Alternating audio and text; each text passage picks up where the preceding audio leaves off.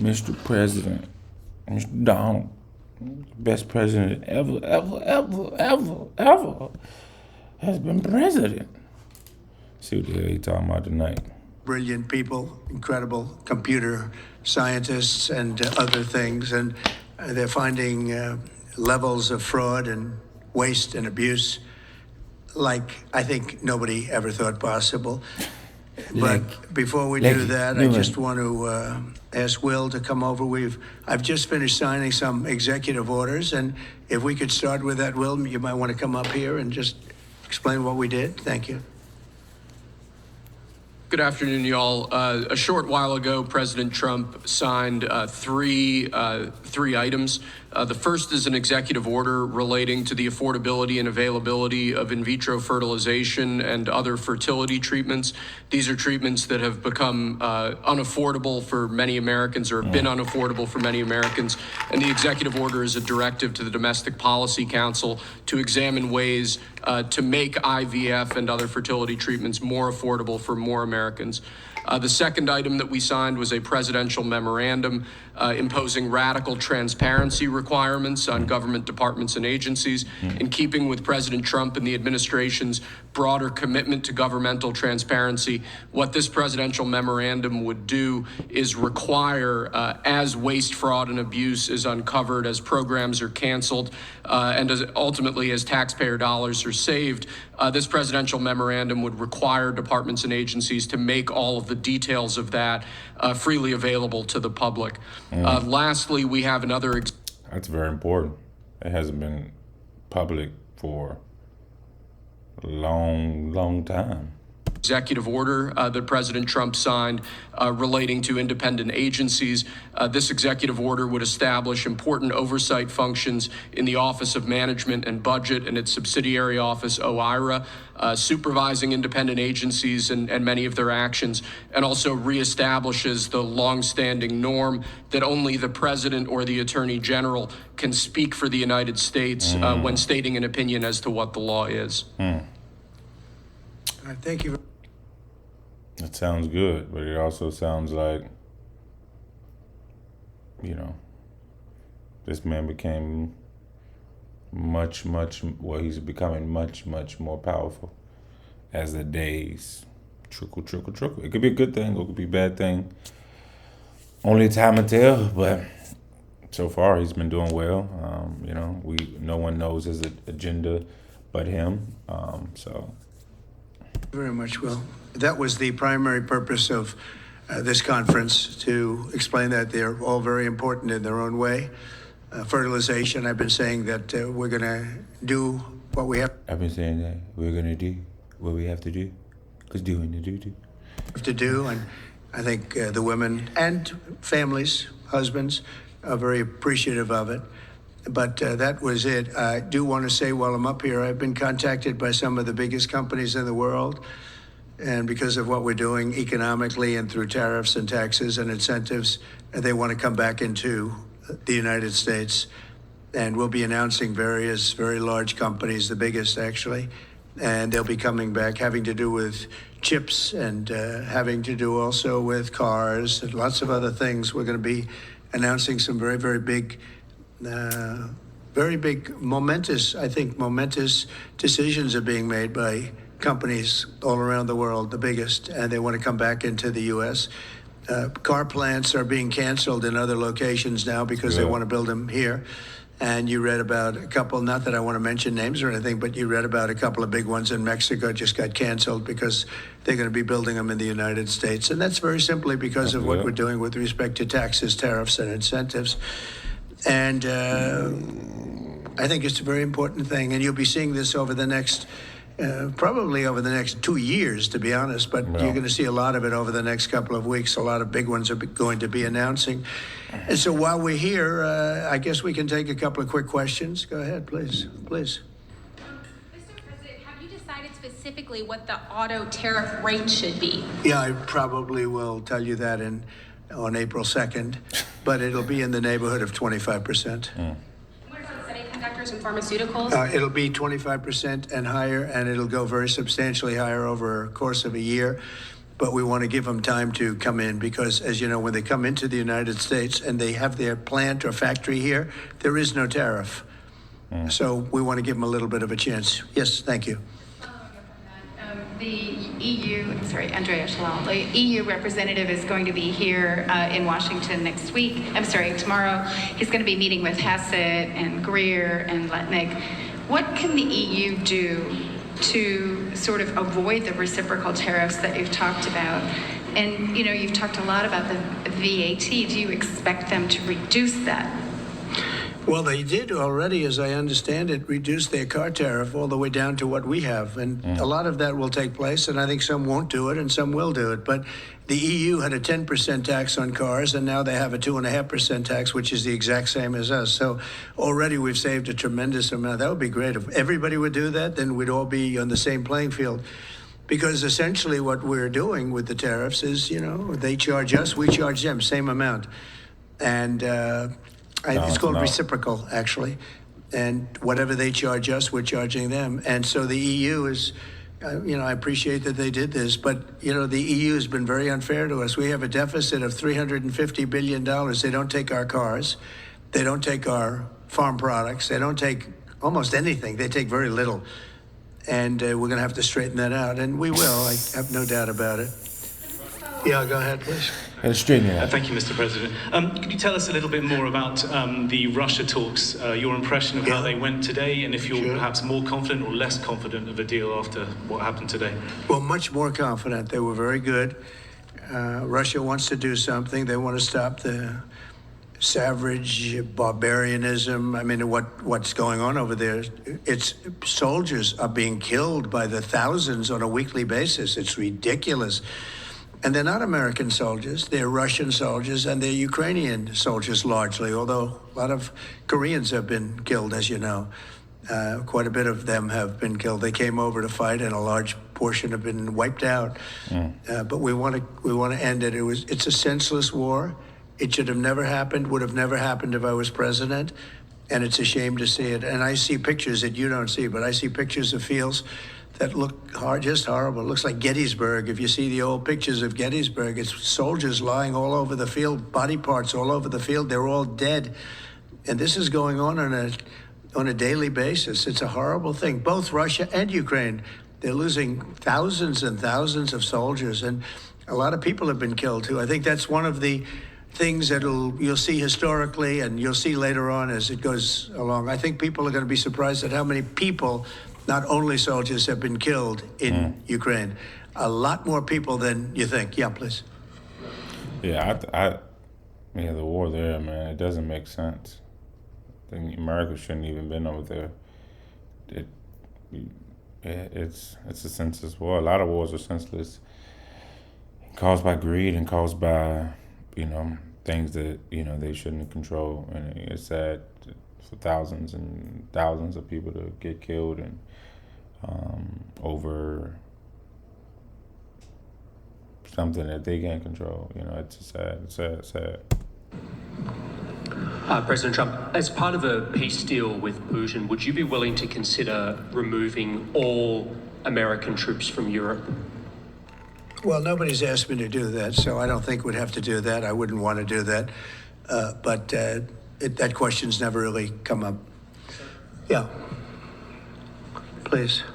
Sir, do you support stationing European peacekeeping troops in Ukraine as part of this peace deal? If they want to do that, that's great. I'm all for it. If they want to do that, I think that'd be fine. Even if the Russians are... I mean, I know France has mentioned it. Others have mentioned it.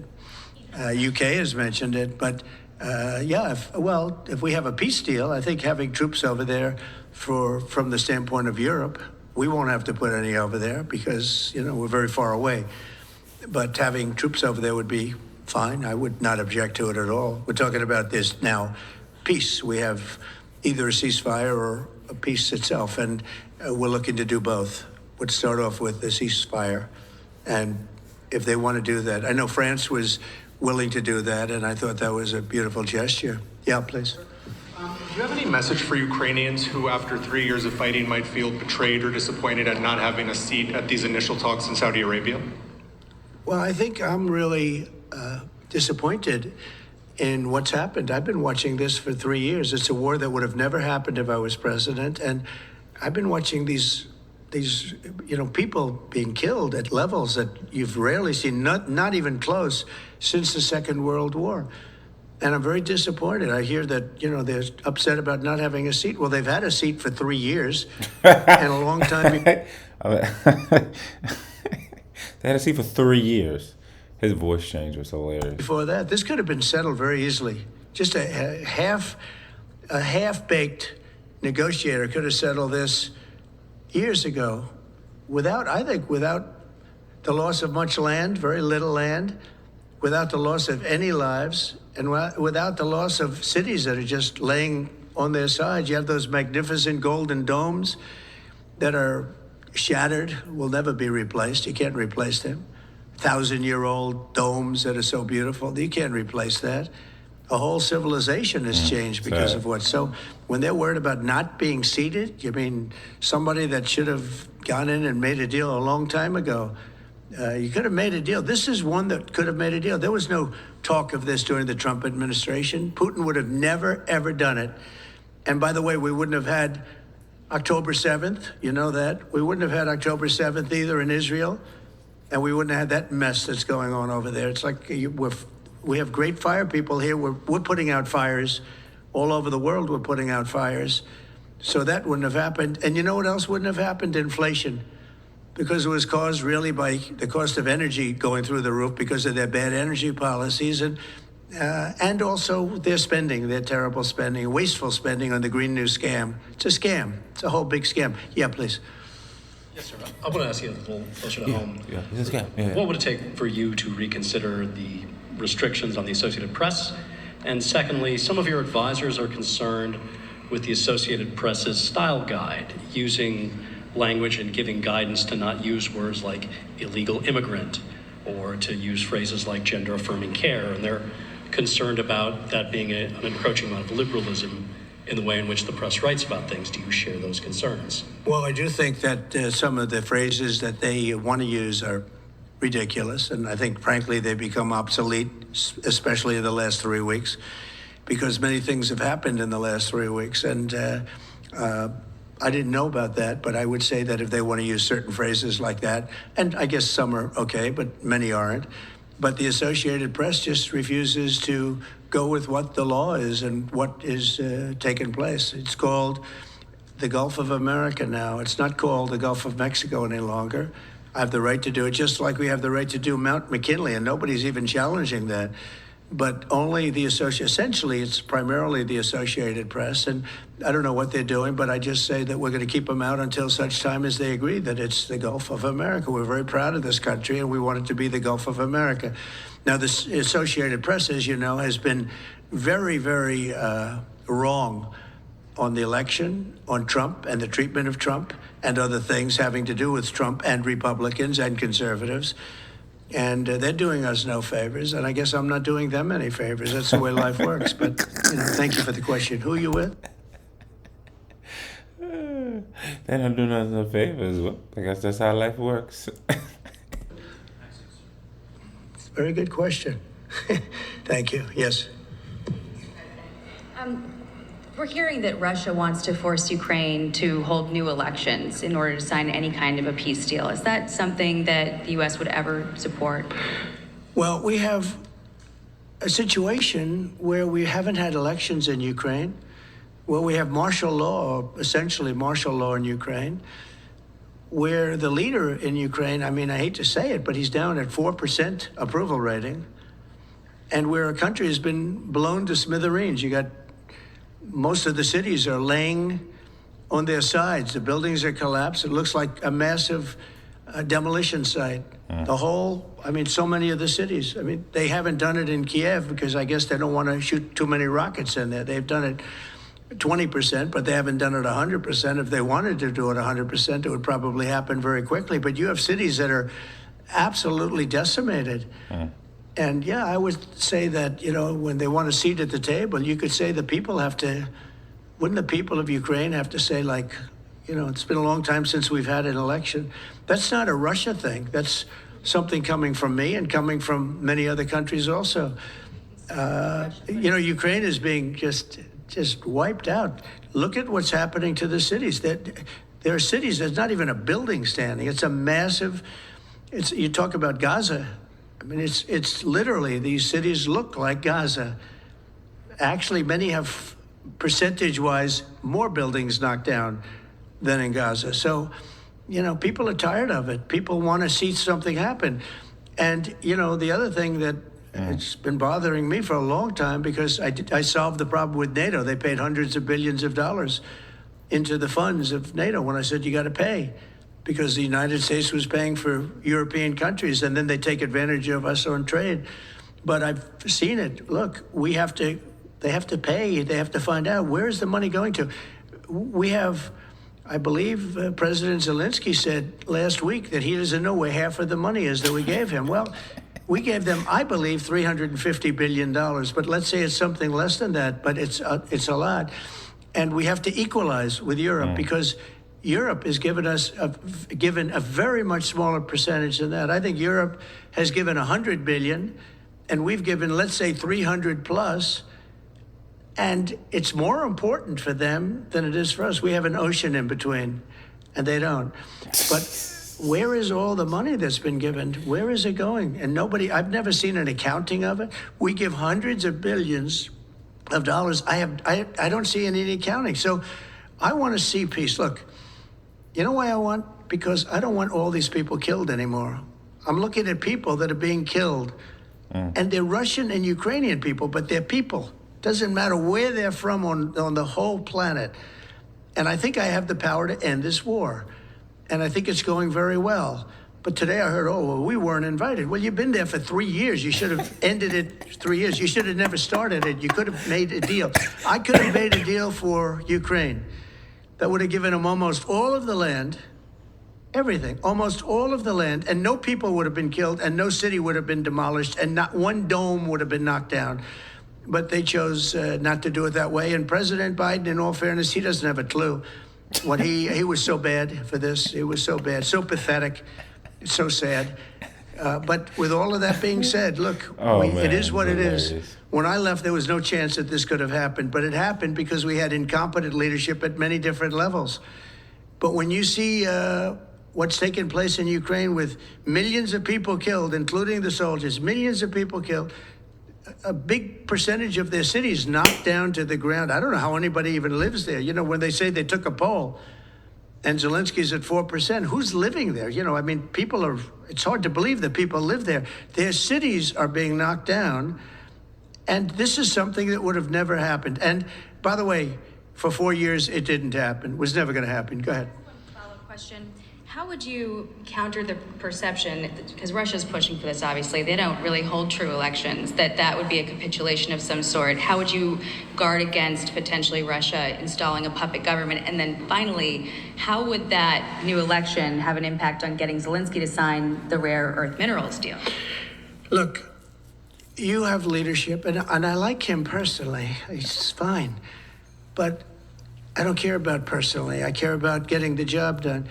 You have leadership now that's allowed a war to go on that should have never even happened, even without the United States. Look, we had a president who was grossly incompetent.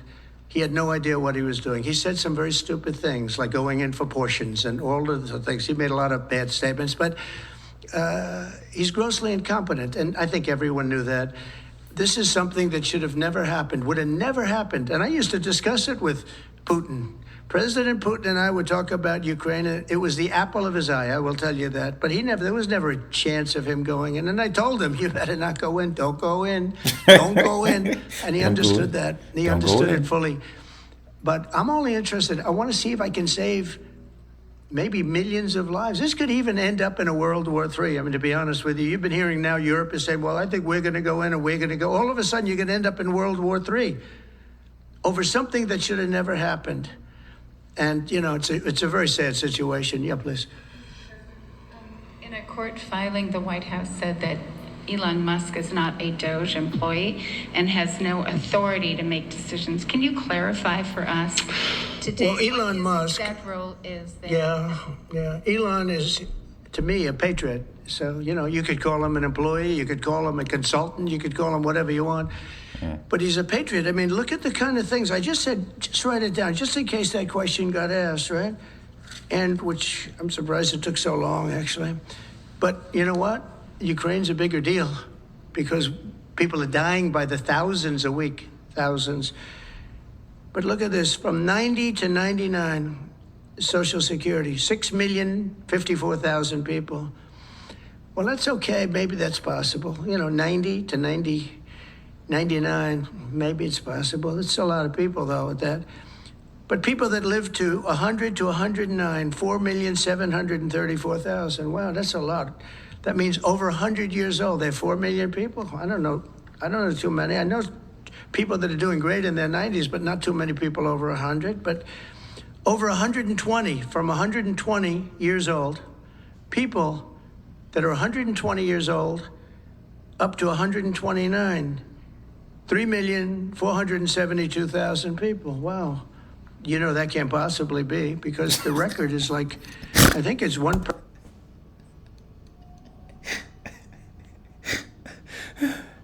Hey, this man is hilarious. That can't possibly be.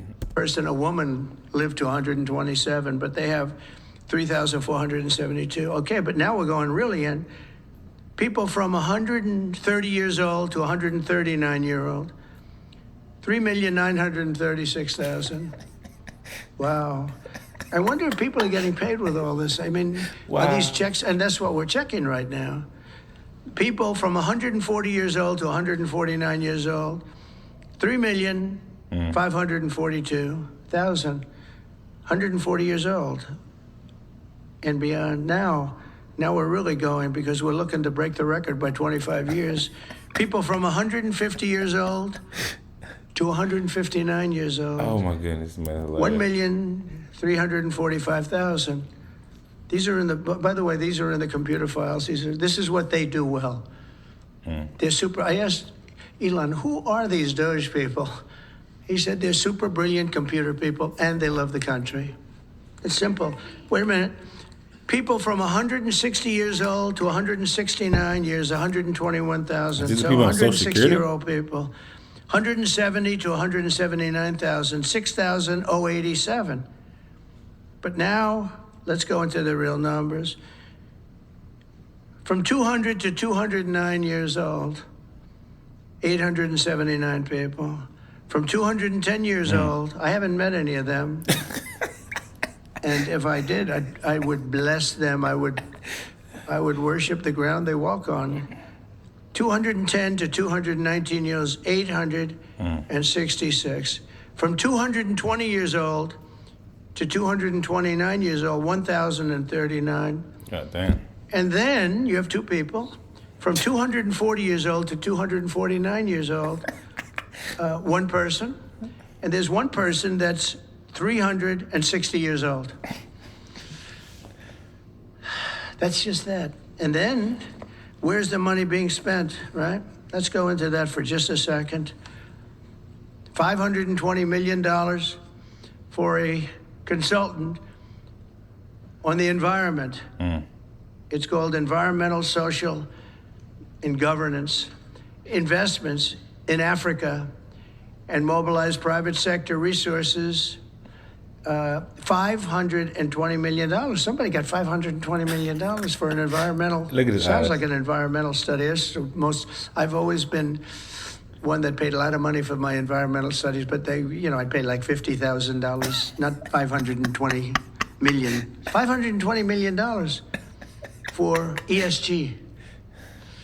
That's a lot of money. $25 million to promote biodiversity, conservation, and promote licit livelihoods by developing socially responsible behavior in the country of Colombia. Well, it's nice, $25 million going to Colombia for something that nobody ever heard of.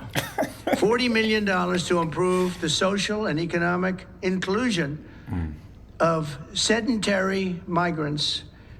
$40 million. $42 million for Johns Hopkins, great place, to research and drive social and behavior change in Uganda. 42 million. What about us? What about social change in our country? $70 million for a center at Purdue to research university-sourced, evidence-based solutions to developmental challenges. I mean, these are massive numbers on things that nobody ever heard about. $10 million for Mozambique voluntary medical male circumcisions. What the hell? 10 million in Mozambique for circumcision is crazy. That's insane. $10 million for circumcisions in another country. $9.7 million for UC Berkeley to develop a cohort of Cambodian youth with enterprise-driven skills. In other words, let's teach them something about enterprise. What about our people? Can't we teach them about enterprise? $2.3 million for strengthening independent voices in Cambodia. Crazy. $32 million to the Prague Civil Society Center, which is a very liberal group of people. Wonder how much of that money came back to the people that approved it. $14 million for improving public procurement in Serbia. $486 million to the Consortium for Elections and Political Process Strengthening, including $22 million for inclusive and participatory political process in Moldova, and $21 million for voter turnout in India. Wow. Well, why are we giving $21 million to India? They got a lot of money. They're one of the highest taxing countries in the world in terms of us. We can hardly get in there because their tariffs are so high. I have a lot of respect for India. I have a lot of respect for the Prime Minister. He just left, as you know, 2 days ago. But we're giving $21 million for voter turnout. It's voter turnout in India. What about, like, voter turnout here? Oh, we've done that, I guess. We did 500 million, didn't we? It's called the lockboxes. $20 million for fiscal federalism in Nepal. Listen to these numbers. This is all fraud. $19 million for biodiversity conservation in Nepal. $1.5 million for voter confidence. We want to give them confidence in Liberia. $14 million for social cohesion in Mali. $2.5 million for inclusive democracies in South Africa. $47 million for improving learning outcomes in Asia. Asia's doing very well. They're doing a lot better than we do in the schools, aren't they? $2 million to develop sustainable recycling models to increase socioeconomic cohesion among marginalized communities in Kosovo and Eskali and in Egypt. We're talking about hundreds of billions of dollars. I could, by the way, I could read this all day long. I could go on all day long, and you'll see hundreds of billions of dollars, and we're doing it. But when I saw the Social Security numbers, I said, wow, that's really something. So we have, let's just go above 100 years old. We have millions and millions of people over 100 years old. Everybody knows that's not so. We have a very corrupt country, and it's a sad thing to say, but we're figuring it out. Now, the good thing about Social Security and what I read is if you take all of those numbers off, because they're obviously fraudulent or incompetent, but if you take all of those millions of people off Social Security, all of a sudden we have a very powerful Social Security with people that are 80 and 70 and 90, but not 200 years old. You know, so it's a very positive thing. How about over here? Yeah, please. Your reaction to Michelle King, the head, resigning after the DOGE. Who resigned? The head of Social Security. I don't know. I mean, I resigned or got fired. I think got fired. You know, when you fire somebody, they always resign, and then they say, we resigned. But when you have numbers like that, I think really it's got fired.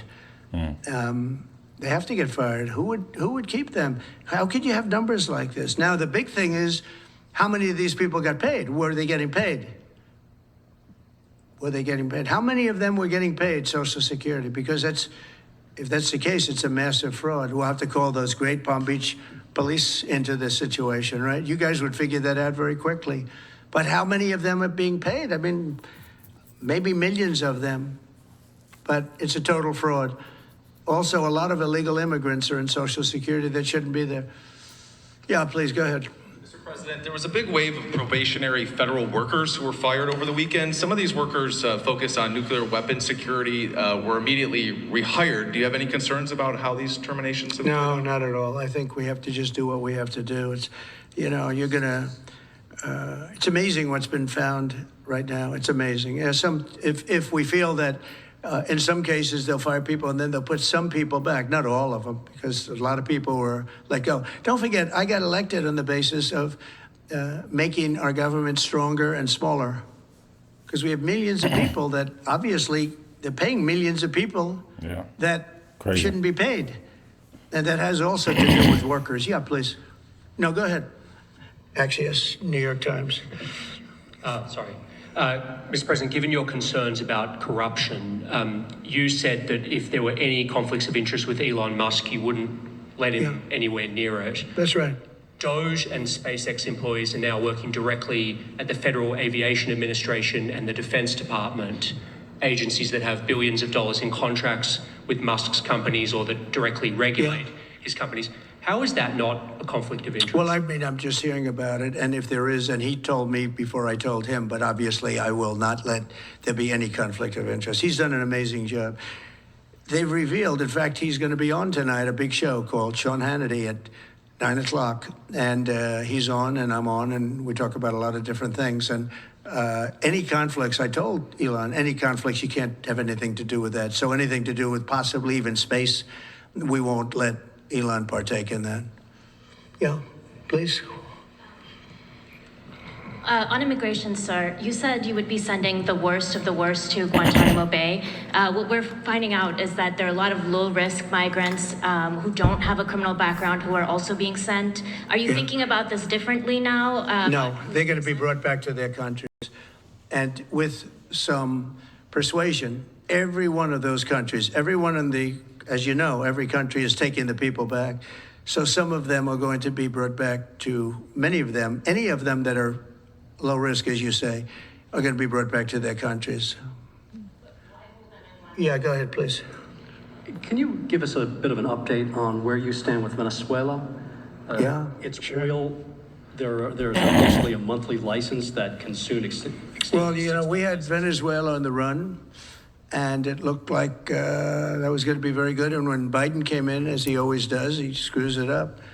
And they started buying millions and millions and millions of dollars of oil, billions of dollars actually, of oil, and it gave them a new lease, a new really lease on life. But we'll see. We had some pretty good discussions with a lot of people within our government and the United States government that are involved in that. And Venezuela's a little bit early, but, you know, we were not buying from Venezuela when Biden came in for whatever reason. Instead of just taking the beautiful, as I call it, liquid gold, we have more than anybody.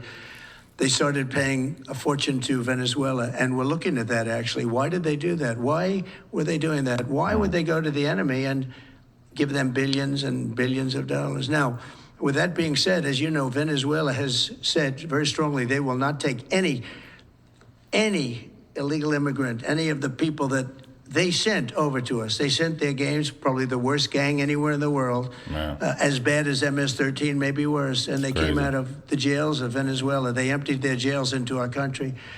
And they said, we'll never take them back. Well, they took them back, and they're taking them back. And they are taking them back rapidly. They're sending a lot of people. It's funny, man. I enjoy listening to him talk. You know, he's definitely a politician, regardless, a businessman. And I just enjoy hearing him talk.